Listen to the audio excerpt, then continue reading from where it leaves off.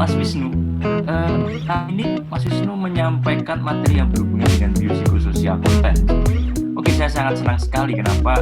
Karena saya tidak mengisi mengenai sebuah pendekatan, sebuah konseptual fisioterapi seperti halnya mungkin five core movement, bobat atau DNS dan lain sebagainya. Tetapi saya ingin menjelaskan sebagai fisioterapi dan sebagai orang awam. Kenapa? Karena jujur saya pribadi adalah pasien post-stroke pada tahun 2013 Januari. Saya terkena TIA dan saya merasakan betapa depresinya emosi saya, betapa bingung dan linglungnya kognitif saya, dan betapa menderitanya ketika kita tidak bisa menggerakkan salah satu bagian dari tubuh kita.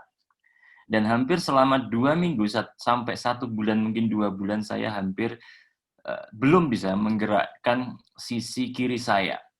Jangan salah, meskipun saya masih muda, muda renta, tetapi saya masih muda, tapi saya pernah mengalami post-stroke. Tentu saja teman-teman, itu kenapa? Karena lifestyle. Saya tidak akan memungkiri mungkin ketika saya masih muda, saya merokok.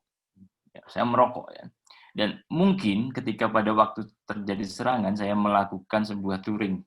Naik motor dari Bali ke Jakarta, Jakarta ke Bali, dan itu berlangsung sampai 2 minggu dan saya kelelahan.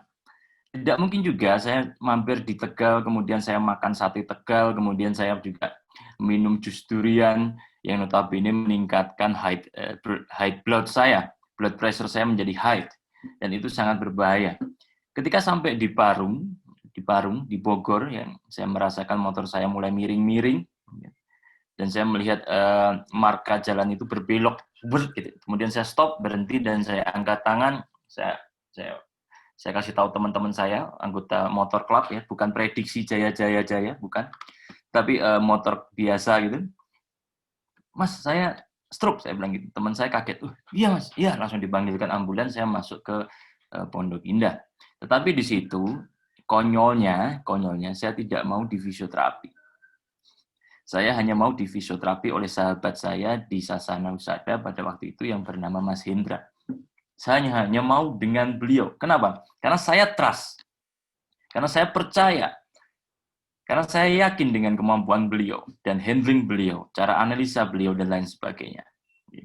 Dan ini sebagai pengalaman buat teman-teman bahwa sesungguhnya tidak hanya pasien-pasien atau seseorang dari usia 44 tahun ke atas atau 40 tahun ke atas atau lansia, tidak, tetapi pada anak muda pun bisa terkena serangan, teman-teman. Oke, goal pada hari ini adalah kita setidaknya mengerti mengenai impairment, limitation, dan restriction pada pasien-pasien stroke. Kenapa? Karena itu ada kaitannya dengan biopsikososial. Akhir-akhir ini biopsikososial ini sangatlah kental sekali dengan kita, terutama di kalangan fisioterapi. Kenapa? Karena kita biasanya, nun sewu kalau saya salah kata atau lancang, karena kita biasanya yang di rumah sakit ataupun di beberapa klinik pasien datang, kemudian kita baca diagnosis dokternya, kemudian kita masukkan ke bilik, kemudian kita panasin, angkat dan tiriskan, begitu mateng, ya, begitu mateng, ceting gitu, ada bunyi seperti itu, selesai, kemudian kita hanya latih 1, 2, 3, 4. Jadi hanya secara kuantitas yang kita nilai, tetapi tidak secara kualitas. Saya ingin bertanya ke Anda, apakah Anda selama ini visit, pernah mengajak pasien Anda untuk latihan di mall?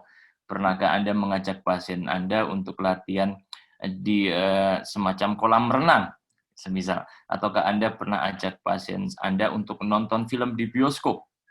Pernah tidak?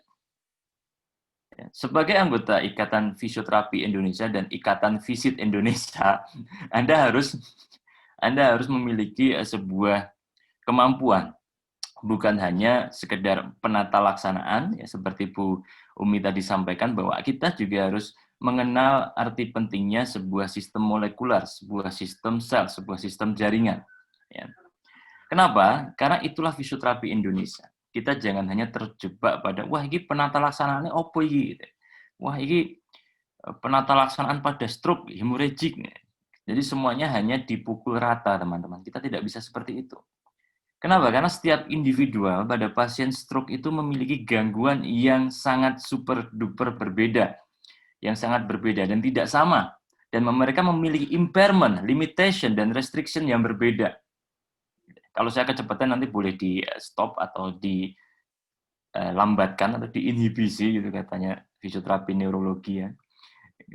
Dan tentunya teman-teman, saya ingin bertanya ke Anda sebelumnya. Ada tidak saudara Anda atau kerabat Anda atau rekan Anda yang mengalami stroke? Pernah tidak? Atau mungkin oke lah pasien Anda. Terus saya tanyakan lagi, apakah selama ini mereka hanya di visio ya, di rumah misalkan atau di rumah sakit atau di klinik atau di rumah mereka Anda visit. Kemudian Anda latih di bed. Ya. Yang pertama Anda lakukan adalah stretching pasif. Ya. Kemudian Anda lakukan lagi stretching aktif. Ya. Kemudian Anda lakukan lagi latihan penguatan, caranya seperti itu. Atau Anda lakukan lagi semacam latihan-latihan fungsional, kemudian jalan, ya, endingnya di jalan, terus selesai. Dan itu Anda lakukan hampir selama 3 bulan, 1 tahun, dan berpuluh-puluh ribu tahun. Apa yang terjadi? Maka neuroplastisitasnya hanya akan mengadaptasi latihan-latihan tersebut. Pernahkah Anda minta dia untuk motong pisang? Pernahkah Anda minta dia untuk buka kulkas? Pernahkah Anda ajak dia untuk dari tempat tidur menuju ke kamar mandi? Pernahkah Anda latih dia untuk pup atau pipis? Ya? Pernahkah Anda latih dia untuk makan di meja makan dengan makanan asli? Pernah tidak? Mari kita merenung, mulai hari ini kita merenung sebagai seorang fisioterapi Indonesia, dan saya lihat banyak sekali mahasiswa dan adik-adik ya, luar biasa sekali. Dan yang muda-muda ini adalah sebuah harapan bagi fisioterapi Indonesia. Oke. Kita akan masuk ke sini. Ini adalah sebuah lukisan dari Pike Cox ya, 1930. Kita melihat seseorang yang terkena stroke itu apakah sebagai bagian ataukah sebagai whole body. Kita hanya melihat pada sisi lesinya. Oh, ini stroke yang kita kerjakan hanya sisi lesinya. Yang kita latih hanya sisi lesinya, sedangkan pada sisi sehatnya tidak kita latih. Sedangkan kita hanya melatih kekuatan otot. Kita melatih endurance. Pernahkah kita melatih skillful-nya? Kenapa teman-teman? Karena ada sebuah literatur ya, mungkin tahun 2004 atau 2011 kalau saya lupa.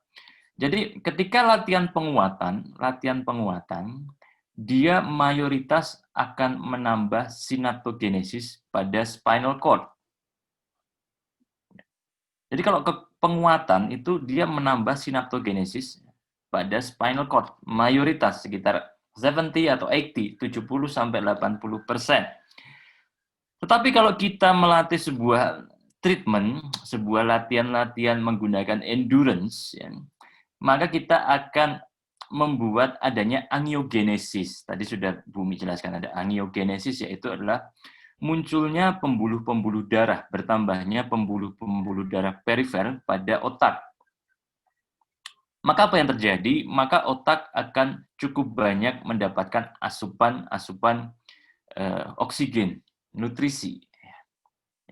Kemudian ketika kita melatih skillful itu bukan hanya mengambil benda, tidak, tetapi kita juga mengajak dia untuk berinteraksi dengan sosial environment-nya, lingkungan sosialnya, ajak dia untuk arisan lagi, ajak dia untuk bermain bola lagi dan lain sebagainya, atau mungkin menyetir. Atau mungkin naik motor. Saya ajak pasien saya, stroke ya, dia sudah cukup bagus, siap. Kemudian saya ajak naik motor Mio, kemudian kami berdua kejegur di selokan, gitu. Kami jatuh di selokan dan berdarah-darah gitu. Tetapi pasiennya tidak marah, tapi pasiennya malah seneng. Gitu. Begitu dia pulang, dia coba tak tuntun aja mas motor saya. Dia tuntun sampai ke rumah, kemudian istrinya bukan marah, tapi malah ketawa. Nah, makanya saya bilang hati-hati gitu. Dan esoknya lagi ketika sehabis terapi, saya pulang ke rumah, kemudian dia WA saya, Mas, besok naik motor lagi ya. Kenapa? Karena seseorang yang terkena stroke atau pasien post-stroke, pasca-stroke dia, pasien pasca-stroke, dia itu adalah individu, seorang individu. Dia punya kognitif, punya memori, Dia punya perasaan. Jadi bukan hanya Mas Yusuf Cesar yang punya perasaan, tetapi pasien stroke ini juga punya perasaan. Bagaimana Anda melatih pasien ketika hanya Anda lakukan seperti itu terus secara terus-menerus? Anda tidak berikan sebuah variasi gerakan, sebuah variasi lingkungan. Apa yang terjadi? Otak ini akan mengadaptasi, tadi Bu Umi sudah bilang, sampai detail sekali, luar biasa. Otak ini akan mengadaptasi secara neuroplastisitas, secara BDNF-nya, molekulernya, dan secara gerak merespon, teman-teman. Jadi ketika kita melihat pasien stroke, jangan lihat hanya part-nya, tetapi whole body-nya. Whole body artinya apa? Artinya dia sebagai seorang individu yang matang. Seorang individu yang matang. Seorang individu yang kehilangan atau mengalami penurunan kemampuan fungsionalnya. Kalau saya menjawab fungsional berarti movement-nya, mungkin sensorisnya, dan lain sebagainya. Kognitifnya mungkin atau memorinya. Kenapa? Karena learning. Pasien stroke ini butuh relearning. Learning bukan hanya dalam movement, tetapi dalam berbagai aspek. Tadi Anda lihat dari functional neuroscience-nya Bu Umi ada 10 bagian tadi. Anda harus masukkan itu ke dalam sebuah treatment, ke dalam sebuah conceptual approach. Oke. Sebentar. Oke, sekarang kita lihat di sini. Tadi Bu Umi sudah jelaskan, ini hanya sebagai kilas balik saja. Ada supratentorial, ada kena di korteks, dan juga ada kena di cerebellum. Jadi stroke ini ketika kita terkena pada area hemisfer, maka akan terjadi semacam hemiparesis atau hemiplegia. Tetapi pada area cerebellum atau brainstem, maka akan terkena semacam ataksia. Jadi kalau terkena pada area supratentorial, maka jalur motorik dorsolateral pathways, dia akan terkena. Ketika terkena pada infratentorial atau subcortical atau cerebellum dan brainstem, maka dia terkena pada area ventromedialnya. Nggak usah terlalu dipusingkan.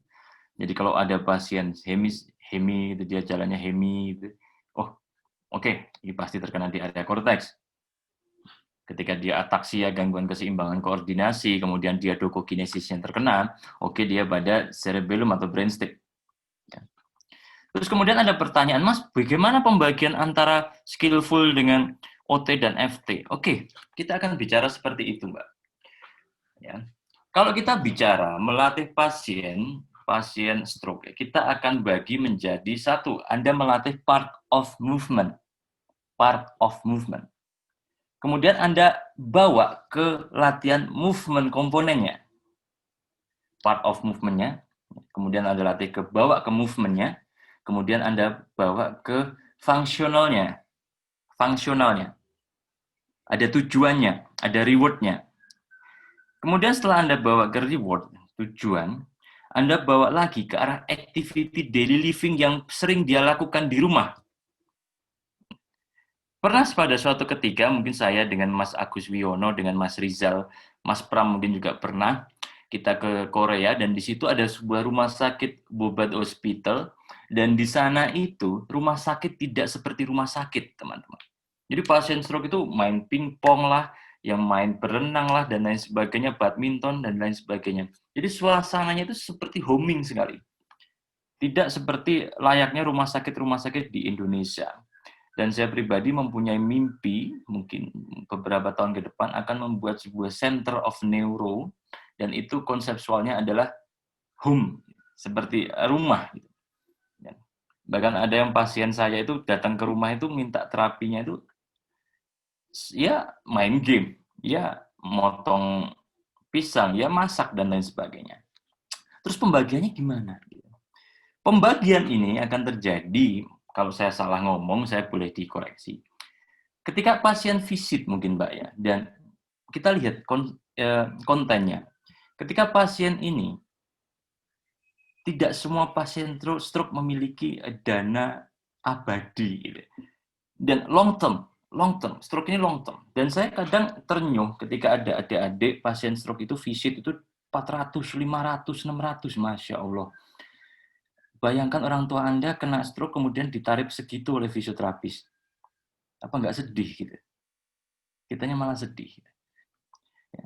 Baiknya long term. Dan Anda harus tahu bahwa pasien stroke ini fisioterapisnya ini long term. Kalau dia mampu, dia akan bayar okupasi terapi. Ketika dia tidak mampu, maka dia hanya cukup mendapatkan Anda atau hanya Anda yang ada. Dan disitulah kita pakai konseptual skillful ini. Tetapi jangan salah ya, area abu-abu ini, kita akan gunakan secara bijak. Makanya kita tanya ke pasien, Bu, semisal ada OT-nya seperti apa? Ada OT-nya seperti apa? Bolehkah ada OT-nya, Ibu? Pak, bolehkah ada OT-nya? Which is no problem. Tapi ketika dia tidak sanggup untuk membayar atau tidak sanggup untuk mendapatkan treatment lanjutan, boleh Anda yang pegang. Seperti itu, teman-teman. Tetapi apa? Latihan tidak hanya pada part of movement-nya, tetapi juga pada skillful-nya. Pekerjaannya apa, dan lain sebagainya. Ya. Oke. Kemudian ada etiologinya. Ada vaskulopatik, ada non-vaskulo, kardio, dan Anda bisa baca sendiri. Bumi pasti sudah menjelaskan dengan jelas sekali tadi, ada iskemik dan hemorrhagic. Dan ini adalah manajerialnya, untuk manajemennya.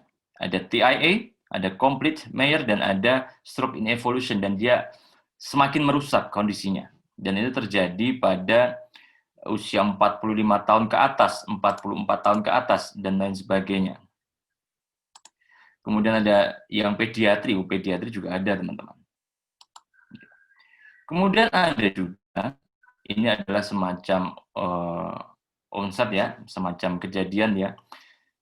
Setiap tahun itu ada 15 juta insiden.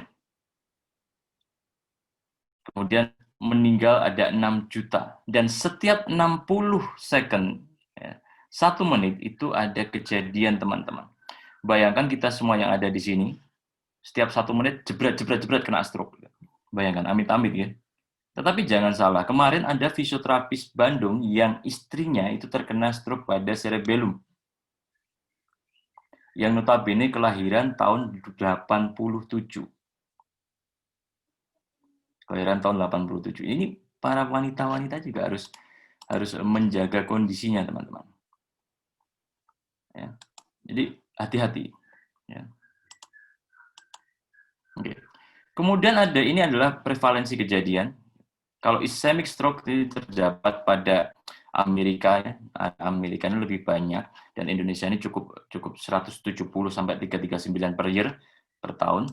Kemudian untuk yang hemorrhagic Indonesia cukup banyak. Kenapa? Karena ada rendang dan lain sebagainya, ada sate kambing dan lain sebagainya. Ya. Terjadi cukup banyak kejadian pendarahan. Oke. Dan kalau pada wanita dan pria, pada pria ini yang biru, itu setiap 5 tahun itu meningkat 2%. Dan pada wanita setiap 5 tahun menurun 2%. Alhamdulillah wanita semakin berkurang, ya enggak gitu juga. Enggak gitu juga, teman-teman. Tapi kita wajib mencegah kejadian atau hal-hal yang berhubungan dengan stroke. Ya. Dan ini adalah faktor-faktor resikonya. Ada hipertensi dan heart disease, ini adalah faktor utamanya. Kemudian ada aritmia, ada diabetes, kemudian ada juga hiperkolesterolmia, ada hematokrit dan lain sebagainya. Anda bisa baca sendiri, teman-teman. Oke, ini adalah komplikasi dan komorbidnya. Kalau kita lihat adanya dari segi neurological, itu ada demam, seizure. Kenapa? Karena faktor risikonya apa sih? Faktor risikonya adalah adanya stroke pada subarachnoid. Ya. Itu akan mengakibatkan kondisi demam yang muncul, teman-teman. Terus apa yang dimonitor? Faktor kesadarannya. Kemudian prevensinya apa? Ini ada beberapa obat-obat ya. Ini prevensinya ketika di rumah sakit seperti ini. Ya, dan ada juga faktor resiko lainnya, yaitu berhubungan dengan imobilitas pergerakan pasien, yaitu jatuh, kontraktur, kemudian ada pressure, dan itu berhubungan dengan indeks body massa ya, berat badan, kemudian ada vascular disease, kemudian adanya diabetes mellitus, kemudian adanya bisa tidakkah dia untuk mobilisasi. Ini saya pikir materi saya cukup ringan ya, tadi sudah dibuat gumuh sama Bu Umi. Sekarang saya coba untuk turunkan tensionnya ya, dibuat gumuh. Ya. Saya akan menggunakan bahasa-bahasa yang agak menurunkan tension jenengan ya, supaya gampang ya, tidak terlalu muntuk di kepala ya. Dan bed, wheelchair, dan juga teknik-teknik pendekatan baik itu bobat maupun PNF, DNS, dan lain sebagainya bisa Anda gunakan untuk membetulkan positioning. Ya. Kemudian ada lagi gangguan urinasi. Gangguan urinasi. Gangguan urinasi ini berhubungan sekali dengan sistem saraf yang namanya ARAS, Ascending Reticular Activation System. Bukan hanya karena infeksi, tetapi karena adanya perubahan jam fisiologi pasien. Jadi pasien ini ketika ada kerusakan pada area ARAS, Ascending Reticular Activation System, atau pada area reticular formation, maka dia akan mengalami gangguan gastrointestinal, gangguan respirasi rate, kemudian heart rate, dan juga ada gangguan fisiologi clock, perubahan fisiologi clock. Jadi pasien sering kencing pada malam hari. Dan itu harus kita latih juga. Dan itu tentunya berhubungan dengan immobility, pemasangan kateter dan lain sebagainya. Ya. Kemudian ada pneumonia. Oke, karena dia bed rest. Bayangkan pada sebuah rumah sakit ya. Tadi Ibu Umi sudah menyampaikan mengenai early mobilization. Ya. Dan ada pertanyaan yang menyampaikan bahwa bagaimana ketika ada pendarahan? Oke, ketika ada pendarahan kita lihat apakah ada udema di otaknya. Ketika ada udema, ya kita tunggu sampai udemanya turun, baru kita mobilisasi. Tapi ketika tidak ada udema di otak, maka kita akan mencoba untuk mendudukkan pasien. Setidaknya kita membuat posturalnya aktif. Bahkan di RSCM, di bagian neurorestorasi, pasien itu ketika tidak ada pendarahan, ketika tidak ada gangguan-gangguan yang mengikuti, maka dia akan segera didudukkan. Dan juga 7 hari, teman-teman. 7 hari. Dia itu segera untuk diberdirikan ketika dia sanggup.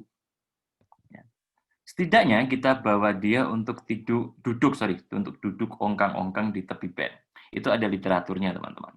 Dan plastisitas pada fase awal plastisitas, ketika setelah terjadi serangan, maka 3 hari awal itu adalah maksimum plastisitas. Maksimum plastisitas itu peningkatannya sistem neurologi dan sistem saraf yang lainnya itu meningkat dengan drastis, dan setelah itu dia agak landai peningkatannya sampai mungkin 6 bulan seperti teori yang ada, atau mungkin bahkan menahun, tergantung dari faktor-faktor luar yang diberikan ke pasien. Kemudian ada DVT, deep vein thrombosis, pastinya ketika dia tidak imobilisasi. Yang harus kita cek adalah oksigen saturasi, dan kemudian ada dyspnea dan lain sebagainya. Dan DVT ini sering terjadi pada ankle. Anda sudah sering mendengar dan sering memegang di rumah sakit ataupun di klinik ya, khususnya pasien-pasien yang akut stroke akut. Dan juga ada depresi, anxiety, emosional, dan confusion.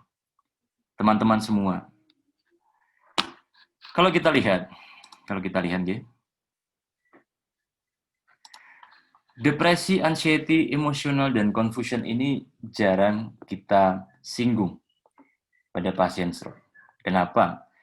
Kalau kita tanya, oke, skillful tadi adalah occupational therapy, kemudian depresi, anxiety, emosional itu adalah psikologi. Tetapi bagaimana ketika pasien tersebut hanya mendapatkan layanan fisioterapis? Kita tidak usah berbohong atau kita tidak usah menutupi kenyataan bahwa kita ini fisioterapis sekaligus psikologis.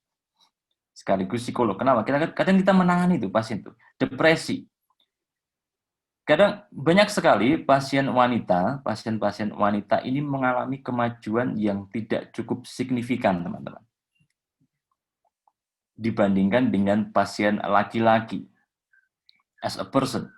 Kenapa? Ketika terjadi serangan stroke yang biasanya ibu-ibu atau mbak-mbak, emak-emak yang biasanya aktif, dia akan mengalami depresi.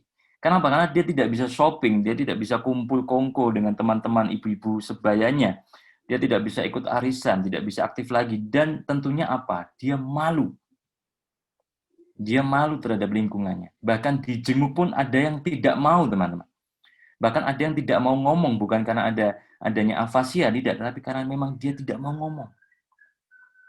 Dan ada juga yang sedikit-sedikit menangis, meskipun dia tidak terkena pada area hipotalamus atau talamusnya. Bahkan ada yang pasien